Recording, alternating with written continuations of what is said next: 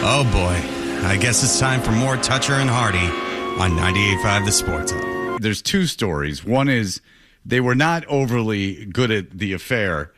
Well, they probably, I mean, they were. It seems like they were having it for 6 years. But they were pretty fast and loose with the whole keeping it a secret. So when he was head coach at Tennessee in 2001, and I'm going to get to the thing here, so don't spring it on people because I'll get to it. They went to Putnam County, Tennessee. You understand Putnam County? It's a beautiful county. Okay. But don't run afoul of the sheriff if you're trying to smuggle beer. But nonetheless, in Putnam County, they went and they rented a boat in June of 2021. It was just the two of them. Mike Vrabel took a picture with the staff. He asked them, please don't post it. Diana Russini would not get in the photo. But again, TMZ has obtained the logs. The two of them went on the boat together, which you have a plausible deniability. You just went on a boat. This was a good place to do an interview, this and that. But now that we know they've been hooking up, it's a little bit different. But the timing of it is odd because Diana Russini was pregnant with her first child while they went on this boat. So even while pregnant, she was going. You'd think the pregnancy might like slow down the affair, like that. This I would ask, like first of all, for numerous reasons. Like if Vrabel knew she was pregnant, like okay, this is a perfect excuse to not bang her for 9 months. Like, it's going to be a body that you probably don't want to have sex with unless you're into Jugs magazine or something and you love the lactation, as some men do. But you would think that I'm just putting myself in his shoes. I can absolutely understand having an affair. You get sick of your partner. You fall in love with another person. It's all exciting. Obviously, these motivations are clear. But if they're married... I don't believe I've ever had sex with a married woman that at least wasn't going through a separation, like a fully married woman that in a relationship and where their partner assumed they were still together. That includes the one you were married to. There wasn't much coitus going on. I have 2 children, and they look, and at least my daughter looks a lot like me, so she's for sure that's mine. right. So you had sex at least twice. All right. Well, you can't do it the first time, so at least I would say 6 times. And plus, my ex-wife screwed up her cycle for the first 7 months she was trying to get pregnant with her first child. So there was a lot of swings and frustrating misses where I was going, what? And they said, there's nothing wrong with either of you. And we were like, huh? And then she goes, oh, I got the app wrong. And I went, oh, boy. And then you know what? As soon as she figured out the app, guess what? She got pregnant right away. It was like a whole thing. So anyway, now, though, that I'm on the testosterone, not a care in the world. All right, so she was pregnant with her kid, and if I'm Vrabel, I'm putting myself in his shoes. I have to say, I would like to think that if I was having an affair with a married woman, which I wouldn't want to do because that's a good way to get murdered. Like when normal people that aren't in illegal drug trades and stuff get murdered, this is a big reason why you get murdered.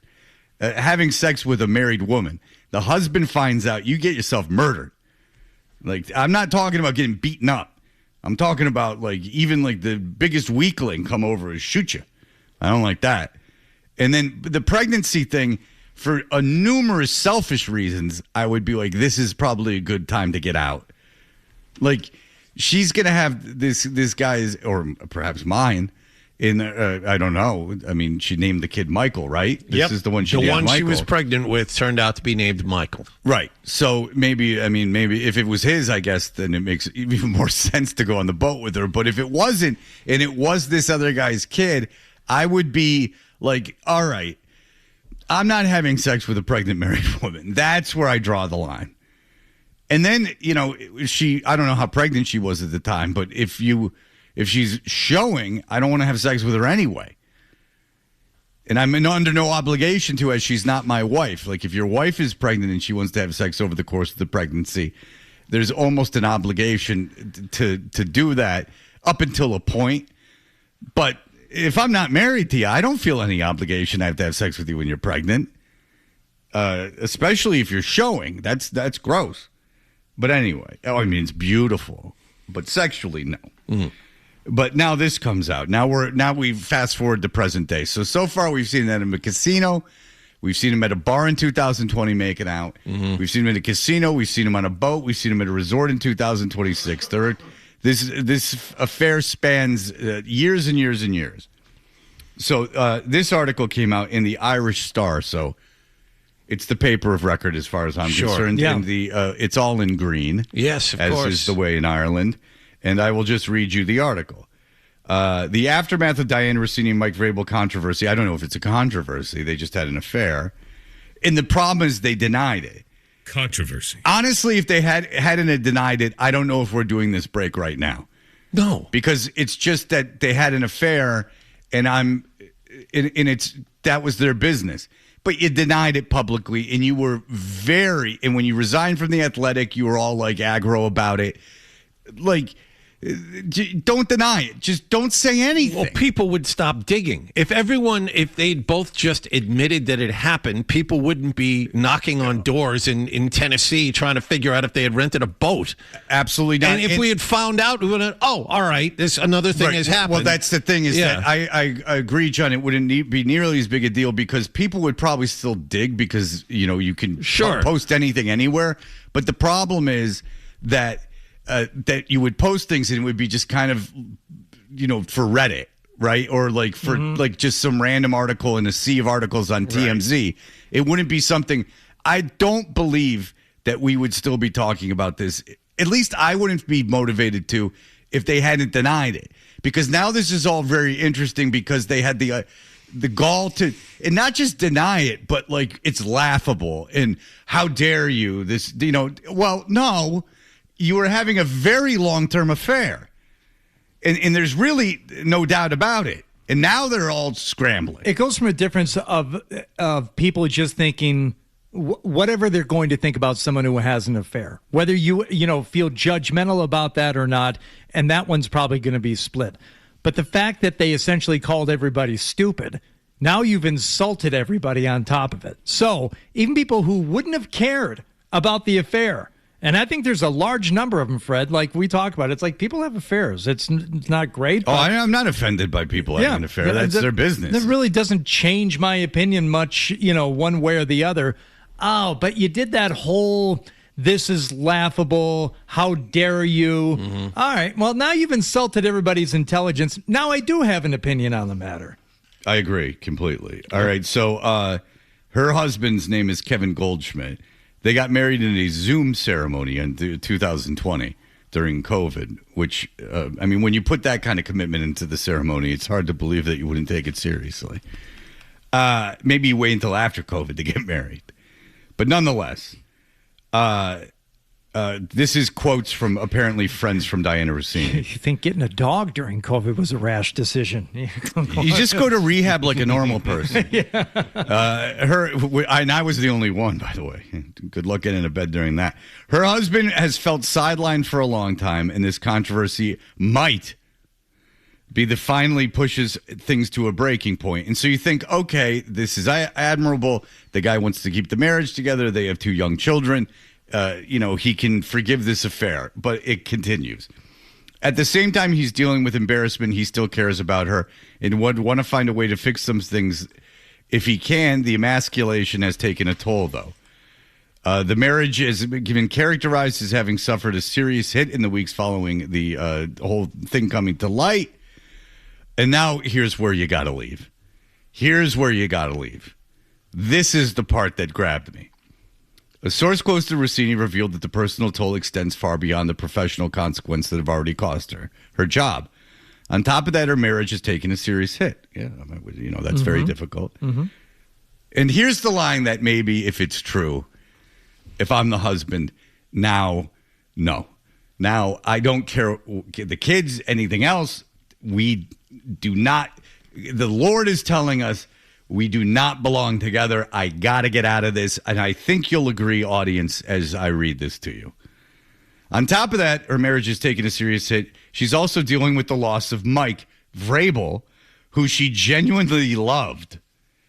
So, it's hard with her marriage and the kids, but she had to stop this affair.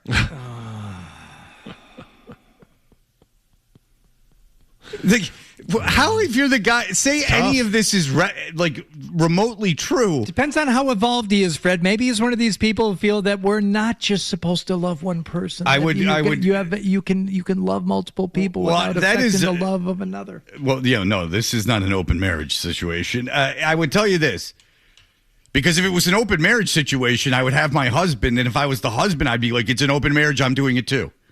Like, I'd want that out there lickety split, because at least then it seems like everyone saves a little face here. Mm-hmm. I mean, I'd rather be a guy that admits to swinging than I would be cuckolding, like, essentially, like, at this point. Like, and I don't want to take shots at the guy because who knows? Right. And he didn't do anything. But if like my friends are telling me, mutual friends are saying, Diana's really upset about what happened. And, a lot of that has to do with she can't have this affair anymore. That would be, I think that I'm not rash in saying, I have to believe the vast majority of the audience would agree.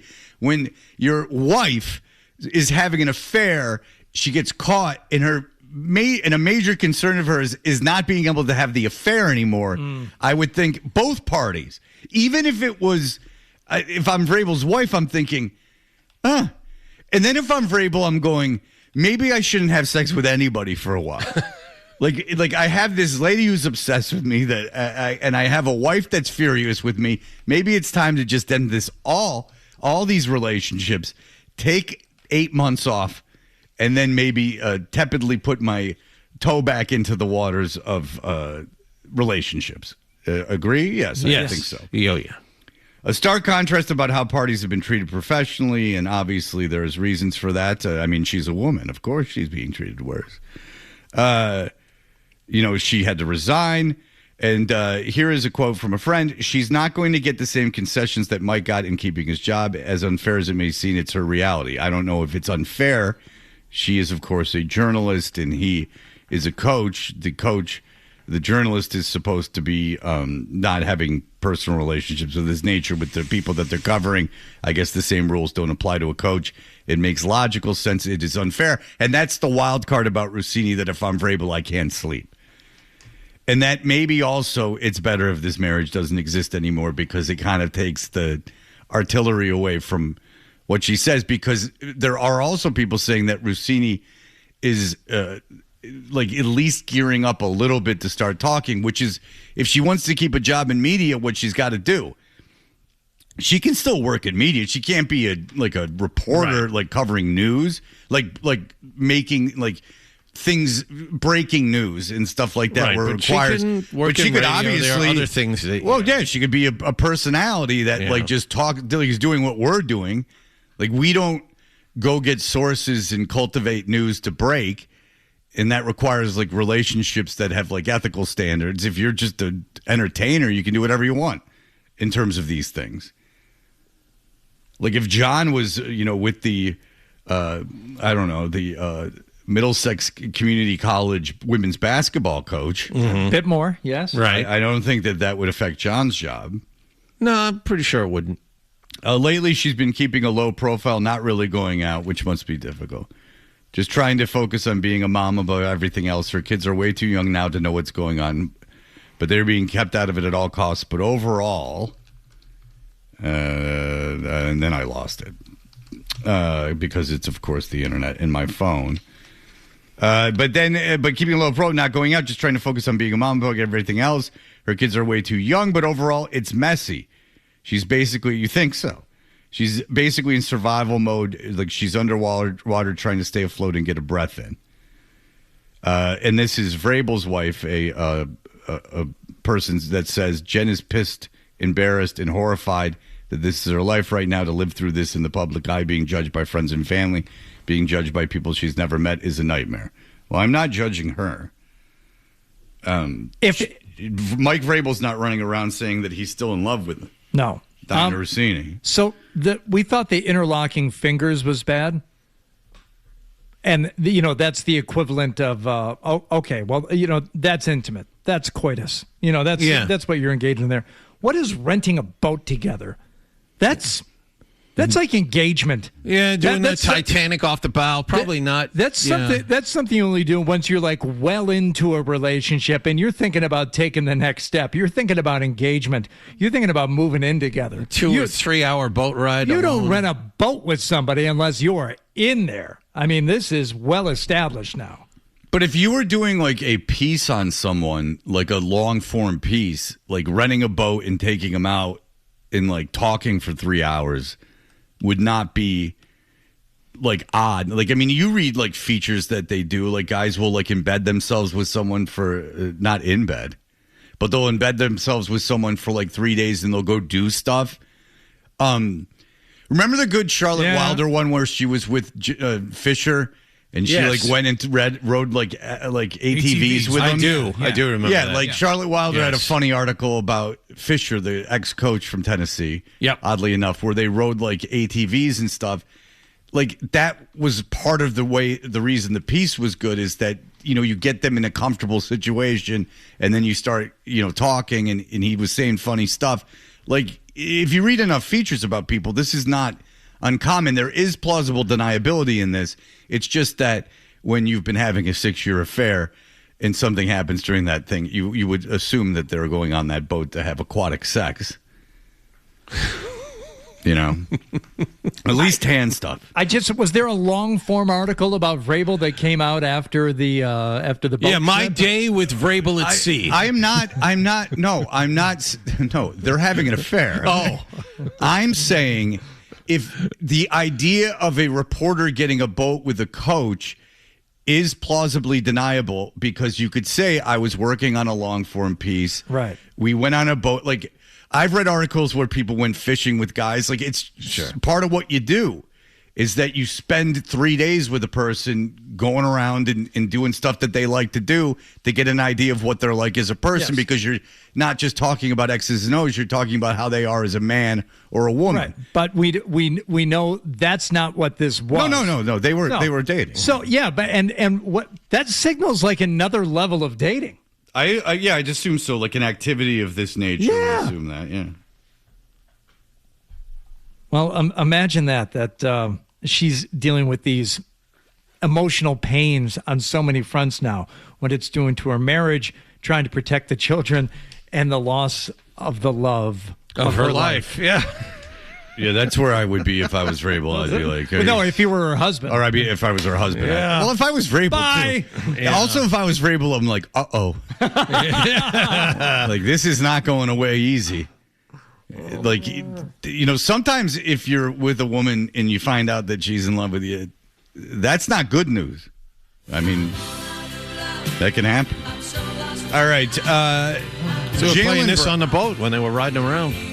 No, they were playing Papa Roach. We have a playlist of what they were listening to. Jaylen Brown went back on the internet yesterday and had some things to say that were much more positive this time. We will talk about that in just a moment.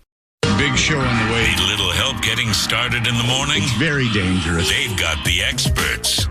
So, no. Toucher and Hardy. No. On the Sports Hub. Jaylen Brown, the day after the team lost in Game 7, took to Twitch, which he's, I guess, been doing a lot since before the season, where he was on Twitch with you guys when he was interviewed. People don't like when you talk about Jaylen Brown. He is a very... people think that you're destroying him just by mentioning his name. But that is the chance that we will take, because obviously someone's going to call in and they're going to go, all you do is crap on Jaylen Brown. And then I will go, what the hell are you talking about? When do we crap on Jaylen Brown? And then they'll go, blah, blah, blah, blah, blah. And it will be either something we didn't say or something that applies to a lot more people than Jaylen Brown. Like running a 2-hour Twitch of yourself on a regular basis is a narcissistic activity. You could say so is talking on the radio. And that I would say fair enough. I didn't say I wasn't a narcissist. I just said that putting yourself on Twitch for 2 hours is a narcissist. Maybe I would know as a narcissist more than anyone what narcissistic behavior is like. So how dare you? Maybe I'm the best narcissist. Yeah, sure. I deal with it every day. Yeah. Right. I'm in my own head. I know what narcissism is like. So, nonetheless, Tracy McGrady, now he did not have Jaylen Brown on his podcast, but I just wanted you to know he had a podcast, Tracy McGrady, the great Tracy McGrady. What does he have to say? So, again, I'm sure a lot of you have already heard this because you subscribe and listen to daily the Tracy McGrady podcast. But here is Tracy McGrady talking about his feelings on Jaylen Brown. His frustration lies deeply within the organization and other things that... Of course. Why of course? What did the organization do to Jaylen Brown?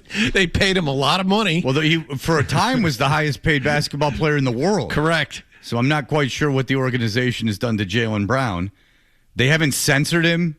They haven't stopped him from doing anything. They've applauded everything. They've come out with press releases. Jaylen Brown's doing this at Harvard and this at MIT. What happened to Jaylen Brown's music career? It seemed to have kind of stalled out after he made that fancy video. Yeah, there was something to it, but I think he just got bored. He's multifaceted. He's a Renaissance man. We don't really have the details too. There's just been a lot of stuff, that I've been hearing just going on with the Boston organization, with JB, so I think part of him is like, I showed you guys more of who I am as a basketball player, not only just what I did on the basketball court, but the leadership that I displayed within, this team. And you've seen that, not having our, best player in JT. You've seen a different side of me and what I'm able to bring to the game of basketball. So all that stuff, I think just came into play with him and his frustration. Well said. He didn't say anything. So he said that. But none of that makes sense. No, it doesn't, because it says, okay, well, he showed that they could win without Jaylen Brown or without Jason Tatum. They showed that he can be a leader, and now he's frustrated. Why? What did the team do in response to that made him frustrated? Yeah, McGrady said, I did all this without the team's best player, Jason Tatum. Right. And so which is it kind of admitting you're still number 2 regardless, but... No. Take all that away. Now you're getting too mixed up. The thing is that the point that Tracy McGrady just made, which is what makes him a fantastic podcaster, is that he said that he's been hearing that Jaylen Brown is frustrated. He showed the team that he is a leader. He showed the team that they can win without Jason Tatum. Okay, then why is he frustrated? What is the team? Where is the conflict? Right, there's no conflict. You just said that Jaylen Brown has done these wonderful things. Okay, that's true. What happened? You've said nothing. What you just did lends nothing to. You just made 2 points that have nothing to do with each other. Jaylen Brown is frustrated. Okay, well, it would have to be because someone's doing something to him. You just said his accomplishments. You didn't say what in return would make him frustrated. That is of no use to anybody. But then again, I can't stop listening because it's habit now. Brad Stevens talked yesterday, and he talked about Jaylen Brown, and he was asked, Brad Stevens, if Jaylen Brown was frustrated, and here is what Brad Stevens had to say. I talked to Jaylen Monday a little bit after he just real quickly and was nothing but positive. He has not expressed those frustrations to me. We've been here 10 years together, and I do think that, obviously I love JB and everybody around here loves JB. And, I think just like any of our other guys, as we get to the end of the season, I'll be here and my door's always open. Do we know why Jaylen Brown would have been frustrated? No. You don't. But because no one's even said why. He's not being oppressed in any way, shape, or form. He's getting paid for his services. He was a superstar this year. Frustrated after losing, yes. Frustrated with the officiating, yes. But none of this comes back on the team or with the front office or anything else. How would they, I don't understand what negative things could they possibly have to say or do to Jaylen Brown after this season? Maybe he was frustrated. Scored 33 points in Jr. 30. That's something to be frustrated about. That's definitely something. Frustrated with the 3 guys in particular he was forced to start Game 7 with. I have to score 33 points in this game. Okay, 33 points in a Game 7. But there's a lot of questions of Brad Stevens about him being frustrated. There's Tracy McGrady saying what's he frustrated about? He hasn't said he's frustrated about anything to anyone, and you haven't described what he would be frustrated about. This is complete non-story based on the information that's being shared. Jaylen Brown's frustrated. He played really well. He showed himself to be a leader. These sound like positives. Like what did the team do in return? And he's being appreciated for that. Yeah, That's amazing. He's paid as much money as they possibly could have paid him at the time. He's like 2 years into the deal. I don't really understand. He's got job security for another 3 years at over $50 million a year. Yeah. Is that all that you have there from Stevens? Yes. Okay. Because, and Stevens talked a lot. These season-ending pressers. I do have a Brown respond to the thing about it, which would kind of lay into this. Let me play this. All right, go next. So Jaylen Brown hears this, and now he goes on Twitch because he's heard that he's frustrated. And again, there's no information, just his accomplishments. And here's what Jaylen Brown had to say in response to the idea that he's frustrated. A lot of stuff swirling around the Celtics and the organization. Hate that our president of basketball operations even had to respond to this. Me and Brad have a great relationship. I love Boston. If it was up to me, I could play in Boston for the next 10 years. I'll say it again. I hate that I hate that Brad even had to respond to this. Like I said, me and Brad had a great relationship, and I can play in Boston for the next 10 years. I love Boston. So with that being said, moving on, I say this and I stand on this again. And y'all can clip this up. This was my favorite season. Is that a Patreon thing going off, like where people are donating? Is he with Peter Gammons? It's not anything in here. No, that's on the thing. No. This is in this. This is on the Twitch thing. The GoFundMe counter. Yeah, I wonder if people are just donating like 50 cents here or there for him, right. Motivation for him to talk. Yeah. Okay, so of my career, like I will say it even louder. Like this, I stand on it. I triple down, quadruple down, whatever y'all want me to say, chat. You know what I mean? And I'm coming on here to give context and talk about certain things, but I'm really not here to clear up no backlash or to, I'm really here to add context because a lot of people in the media and or social media don't always kind of select to use their brain. Yeah, I'm not quite understanding what the frustration thing is, but and he's not frustrated, and I don't know why he would be. Well, so here we are. You're just talking about frustration, as a whole. He could say this, and even Brad Stevens could have said it. Does Jaylen Brown, what about the frustration? Well, of course he's frustrated. They just lost Game 7 of the opening round of the playoffs, and he played great all year, and we all wanted to do better. And also, I know Jaylen thinks that he didn't get some calls, and as the president of the team, yeah, I'll back him up on that. Some of those offensive calls were nonsense. But that's not what they're asking him. They're asking him if he was frustrated with the team and the way, basically the way he was being treated. And you can turn it and say, yeah, there's some frustration there. Or how about there's not? Which is what he said. Yeah. He's not frustrated. The only way you could possibly spin this is, okay, I had the team to myself all year. I was a clear number one. Now here comes Tatum back in through the door, and I'm back to being number two next year. That doesn't make any sense, though, because that's doesn't make any sense. Why not? Because who's number one and who's number two? Who the hell knows? That's just a matter of public perception. There's nothing the team can do. I mean, they play the same amount of minutes. They're on the court at the same time. There's the same basketball. What the hell can the team do to go, you're number one?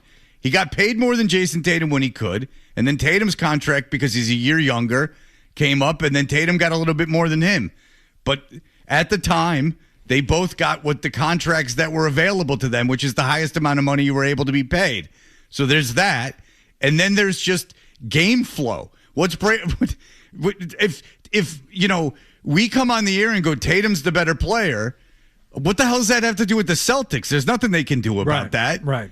And Brown knows that. He's 29 years old. Who is behind the video, the 9-part docuseries of the comeback? Was that the Celtics doing that, or was that Tatum? No, that was Tatum. That was exactly. Tatum. It's not like the team was putting that forward and putting Tatum out there as the star. I would imagine the team treats Brown pretty nice. I would think in the NBA that if you have a superstar talent that John travels with the team. I would imagine that there would be you're treated well. Well, he did once this year, and I don't even think he traveled. Shh, not supposed to know that.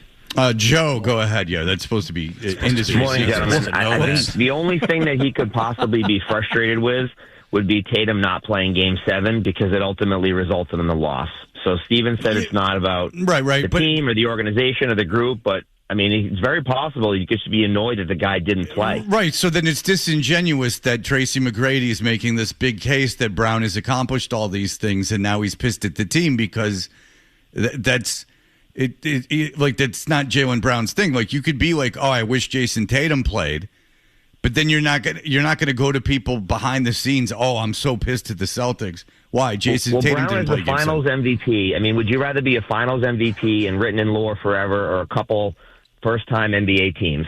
Right? Like, you can make the argument either way. Yeah, maybe one's more talented, but they can't win without both of them, and that's what it really comes down to. And I could see the guy being frustrated that they got bounced in the first round because. But that's not being frustrated with the team. So Joe, the thing is that if there's an argument about who's better, that's an argument that the Celtics don't have a hand in. The Celtics can't control a narrative on sports talk radio and between fans about who's better. I think there's something to what Joe said, though. If Brown has it in his head, like a very, cut and dry assessment of the situation like I had, like Tatum should have played, and the team probably should have let him play, despite, maybe you need a couple of days. No, get out there and play. I can see Brown being frustrated with the team for requiring him to sit out or backing him in his decision to sit out. Listen, he says he's not frustrated. I can't figure anything to be frustrated about. Now we're just digging for anything. So non-story as far as I'm concerned. But we'll be back in just a moment. When it comes to the show, Hardy thinks the same way you do. Nothing happened. He's got the same questions. Where is the story? And the same opinions. Boring. And he's back with Fred on the Sports. Bob. Hello, Bob. Yeah. Hello. Hello, Bob. Okay. I was calling in to complain about something I was hearing yesterday.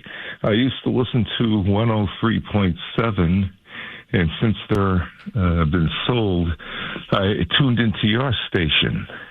And there was some man around 3 o'clock or so, and he was acting like he was the biggest bull in the ring.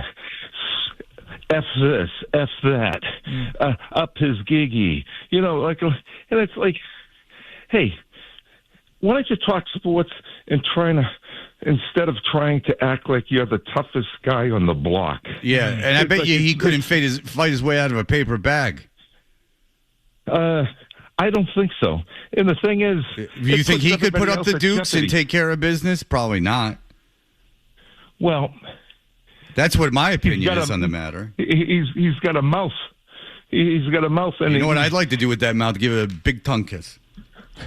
Well, okay. Well, 103.7, Fury and those guys went overboard with the Hawk Tui girl, and they made it such a big deal. I hate that. Well, to tell it to the judge. I mean, we're trying to press charges. You know what? Fury was way out of line. All of them are gone. They were all fired. Yep. I thought there was a boat sinker, but that's not the story. Yeah. Okay. But anyway, just tell the guy, try to act a little more mature. Yeah. Everybody would enjoy him a lot better, and he doesn't have to. He's got a thick skull. I keep trying to tell him, but he won't. But Bob, I mean, believe me, I've sat the guy down and I've intervened. I got his family together one time, and you just can't get through to the guy. He's about to swear constantly. Well, it hurts your brand. But tell me. Go to work. I mean, right. All right, Bob. You go to work. All right. Keep it clean out there, all right? Do your job. Keep her between the lines, buddy. I will. Take care, buddy. All right, thank you, you. Bob. There you go. Thank God. He has some stuff to get off his chest. And you hear a call like that, and you go, oh, that was odd. And you go, oh, welcome to our email. The guy that just called, we get emails like that all the time. He was acting like he was the biggest bull in the ring. Bob was very out of breath. He was almost breathless. I was going to say that breathless style. He's a fan of afternoon sports talk. You got to tell he's a fan of Wilson Phillips. Leave me breathless, Peter. Hello. Gentlemen, good morning. Good morning. So, one thing that you're kind of skipping over, which was more towards the beginning of the season, which could be carrying over.